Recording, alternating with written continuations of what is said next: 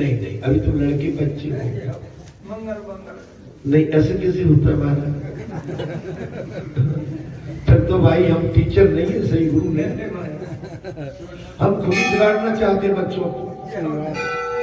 हम बिगाड़ने की विद्या नहीं देंगे, हम तो बनाने की विद्या को ज्ञान देने का आपको प्रयास करें। महाराज सुखदेव पूर्व जन्म में तोता थे। कथा समझ में आ रही है? आपकी हमारी परीक्षा जब ही होगी सही कि आप परीक्षा देने आए हमारे पास बैठे और हम आपकी परीक्षा लेना चाहते हैं। परीक्षा ऐसे लेंगे, आप ये मत जानना कि परीक्षा हम यही ले रहे। हम यहाँ से हटने के बाद भी आप पर हमारा ध्यान है। आप गली में गए तो कैसे गए, बाड़े में घूमे तो कैसे, किसी शादी ब्याह में गए तो कैसे फिर रहे थे, और कहीं किसी के घर में बैठे दो दादी बैठी है, एक बहू बैठी है या तीन बहू बैठी है, दादी नहीं है तो वो कहूँ अपनी दादी की चुगली तो नहीं कर रही और दादी अपनी बहू की चुगली तो नहीं मार रही। ऐसी कही अब तो उठ जाओ भैया, अब तो मान जाओ भैया। अरे क्या हो रही है? ये कथा क्या है? ये मेरी क्या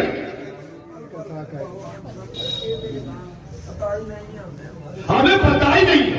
अब कहते हैं अब्दुल साहब बालाजी पे बैठ जाए 2 घंटे, बालाजी कितना बढ़िया लगे तो, और जब बालाजी की आनंद बैठ रही थी कैसे क्या जा रही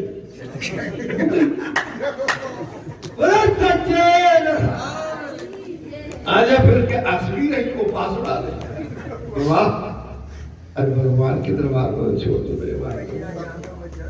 यहाँ तो बच्चों का है, यहाँ तो जो भी आ रहा है बालाजी का संत है महात्मा, आप उसकी मजाक नहीं उड़ा रहे, उसका उपास नहीं, आप बालाजी के स्थान का उपहास उड़ा रहे हो।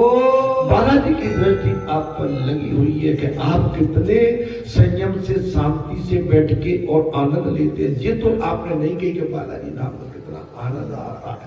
बालाजी के जहाँ आंगन में आने के बाद कोई शांति मिलती है और बालाजी के आंगन में आके संसार का दाप दुकार हमारा सब मिट जाता है। बात जब है बाला कुछ यहाँ से अच्छाई लेके जाओ। अगर तुम्हें परीक्षा में पास होना है तो प्रैक्टिकल करना पड़ेगा। क्या करना पड़ेगा? और बगैर प्रैक्टिकल के आप पास नहीं हो सकते। भगवान सुखदेव पूर्व जन्म में तोता थे और लीला कुंज में राधा का नाम रटते रहते उड़ते फिरते थे और उसके राधा नाम से अखंड कीर्तन को सुनकर दया मूर्ति राधा जी वहां आ गई।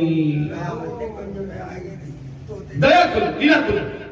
उन्होंने देखा तो एक तोता उनके नाम का जप कर रहा। राधा रानी ने क्या देखा? लीला कुंज में एक तोता राधा रानी का जाप कर रहा है। उन्होंने उसे पास बुलाया और हथेली पर रखकर सहलाते हुए कहा, बोले महाराज कसम श्री कृष्णम बंधम और कृष्णम बंधम राधे तिमा बंधम, श्री कृष्ण ही तेरे सच्चे जनक हैं।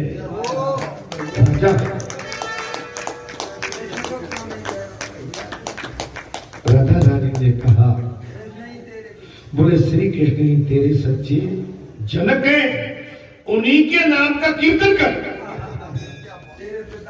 राधा रानी ने जवाब कह दिया, बोले तेरे पिता श्री और तेरे सर्वे सर्वा सर्वस्व तो भगवान श्री कृष्ण, उनका कीर्तन कर। राधा जी की इस प्रकार तोते को मंत्र दीक्षा दे रही थी कि श्री कृष्ण हवा पढ़ा गए।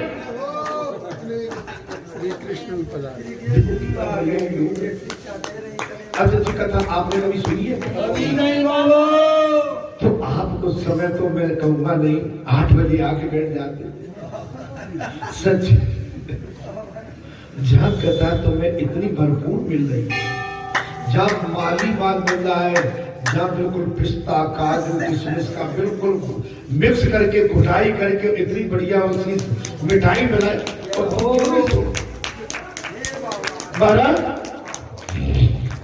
भाई कथा विस्तार से सुनना है तो बालाजी धाम में टाइम से आकर आपको बैठना ही पड़ेगा। और यहाँ के सिवाय अन्य स्थान पर तो आपको केवल एक एक प्रसंग ऊपर का उठा के करा, क्यों? उन पर टाइम की कमी, मैं उनका कोई उपवास नहीं कर रहा हूं भाई। 7 दिन में भला, और 7 दिन में भी 2 घंटे में कितनी कथा कह लेंगे? या एक एक वेद को 3-3, 4-4 साल हो गई। अभी आदि कथा होकर बाहर आई है, आप समझ बाहर। तेरे जनक श्री कृष्ण है, तू उस कृष्ण का कीर्तन क्यों नहीं करता? राधा जी का इस प्रकार तोते को मंत्र दीक्षा दे रहे थे कि भगवान श्री कृष्ण पधारे। राधा जी आद्य संयोजका है, अर्ध संयोजका, और आद्यकार शक्ति भी है, अनाथ शक्ति भी है। बिछड़े हुए जीव को वही श्री कृष्ण से मिला देती है। कि राधा राधा रटोरी चली आएंगे, अब तो समझ में आ गई। बिछड़े हुए जीव भगवान से मिला, वो भगवान से। अटो भाई, ये क्या कर रहे हो रास्ते में? ए भैया, लड़के बच्चों, ये क्या कर रहे हो यहाँ पर?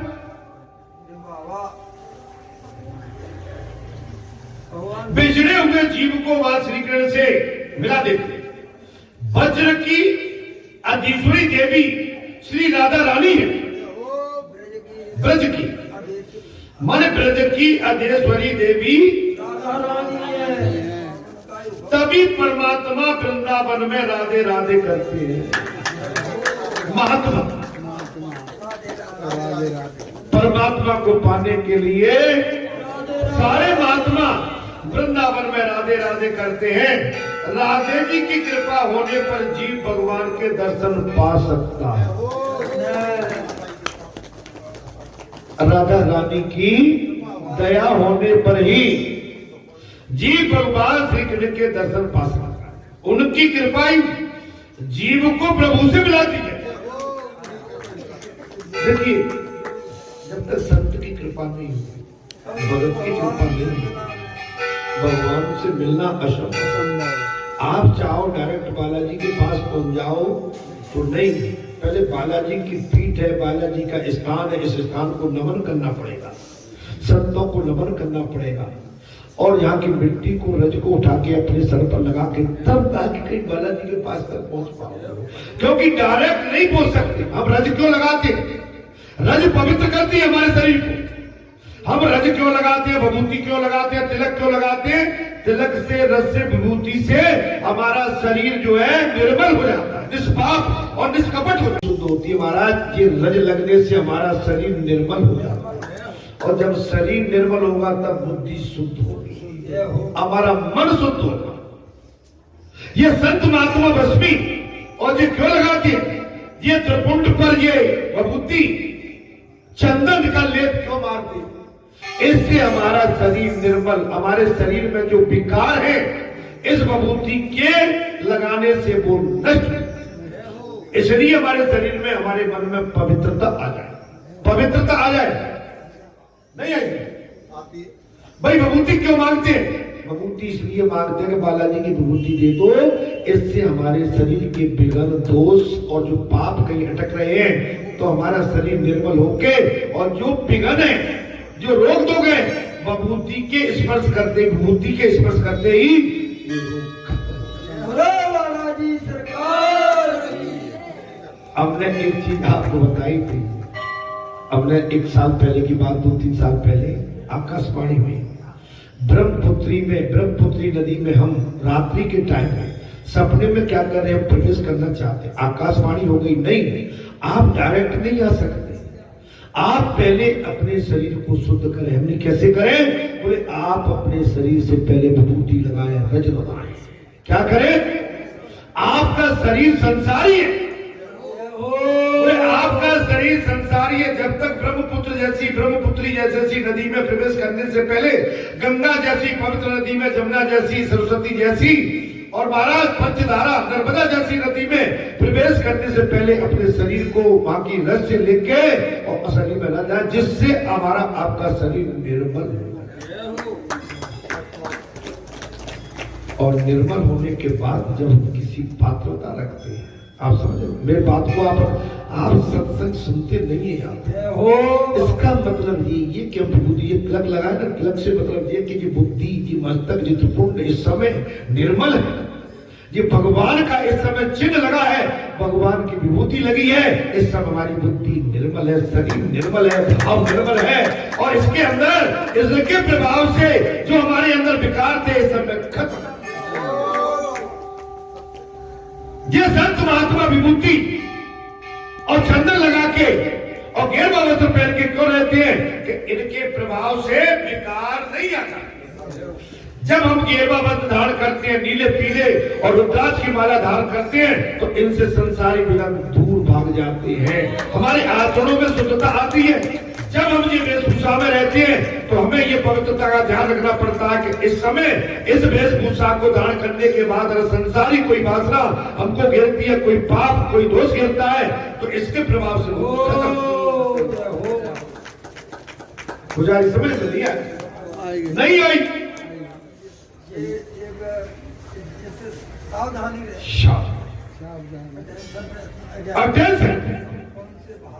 हम इस समय कौन से भाव, कभी भी किसी संत से, माता से, बहन से, बेटी से, महापुरुष से, पुरुष से चलते में बात मत करिए। हमें निकलता हूं महाराज, सुनो, हमारी उनको जो चाहिए कि बैठ के बात की जाती है। किसी संत से, किसी फकीर से, किसी महापुरुष से, किसी सदपुरुष से चलते में बात नहीं की जाती है। जब वो आसन लेके बैठता तब आप एक मर्यादा के साथ जाइए, तब अपनी बात।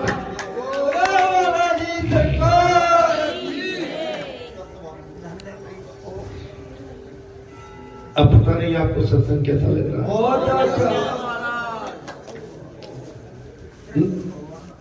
महाराज,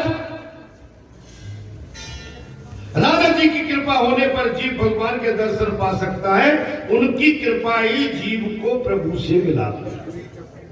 भगवान सुखदेव पूर्व जन्म में तोता तो थे ही,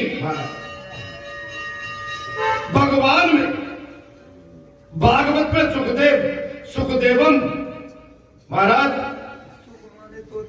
जी उवाचम लिखने के बदले श्री सुखदेव उच्चाव लिखा। श्री का अर्थ होता है राधा, श्री माने राधा। अंकुश में गुरु और शिष्य दोनों का नाम समाया हुआ। भागवत में अन्य किसी भी व्यक्ति के नाम के आगे श्री शब्द का प्रयोग नहीं किया।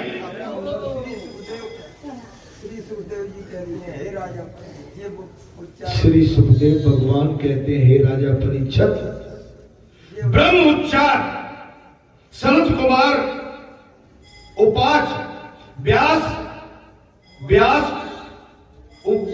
उवाच, ऐसा ही लिखा गया है कि व्यास जी के नाम के आगे श्री विशेष नहीं है।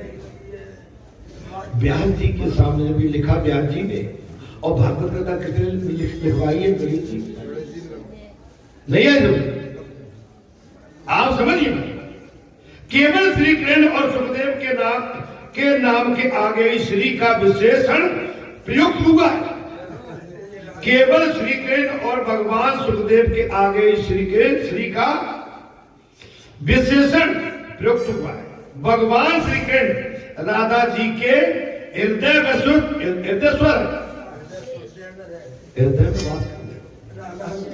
भगवान श्री कृष्ण राधा के हृदय में वास करते हैं, और सुखदेव जी कृपा पात्र शिष्य हैं। सुखदेव कौन है? कृपा पात्र शिष्य हैं। अतः इन दोनों के नाम के आगे श्री विशेषण प्रयुक्त हुआ। इन दोनों के नाम के आगे श्री शब्द का विशेषण किया गया। राधा जी ने श्री कृष्ण को तोता देते हुए कहा, ये तोता मुझे बड़ा प्यारा लगता। राधा रानी ने भगवान श्री कृष्ण को अपने हथेली पर जिस समय रखे हुए हैं, मुझे बड़ा प्यारा लगता। भगवान श्री कृष्ण को सौंप दिया और कहा, बोले हे स्वामी, ये तोता मुझे बड़ा प्यारा लगता है। अंतरंग में श्री राधा जी ने श्री सुखदेव जी को, सुखदेव जी महाराज गुरु हैं, अंतरंग में राधा रानी भगवान सुखदेव की गुरु हैं। जो परमात्मा के साथ संबंध जोड़कर आता है, वो महाप्रभु उसका नाम प्रकट रूप से कैसे लिया जाए। भागवत में सुखदेव जी ने श्री राधा रानी का प्रकट रूप में नाम नहीं लिया, मेरे गुरु है, गुरु का नाम लिया नहीं जाता, भगवान ने जोड़ दिया। भगवान सुखदेव ने सारी रास लीला की कथा बड़े विवेक से की है। गोप प्रेम की बातें अधिकार अब प्रकट ही रखता है। माने गोप भाव रखोगे आप, तब आप भगवान को मिलने के अधिकारी बन पाओगे। समर्पित भाव, शरणागत भाव, आपकी बात बात में, सांस सांस में, कण कण में, क्षण क्षण में, पल पल में आप भगवान को निहारते रहिए, भगवान को ताकते रहिए, भगवान का विश्लेषण और भगवान का कीर्तन, भगवान से संबंध आप 21,607 24 घंटे में लेते हैं। आप इसको बलक तो जीने का आनंद हो, आपका शरीर हमेशा प्रफुल्लित रहेगा, आनंद में भरा रहेगा। आपके चेहरे पर सुकुड़न नहीं आएगी, सिमटन नहीं आएगी। आपके चेहरा, आपका त्रिपुंड बता देगा कि नहीं कोई योगी है।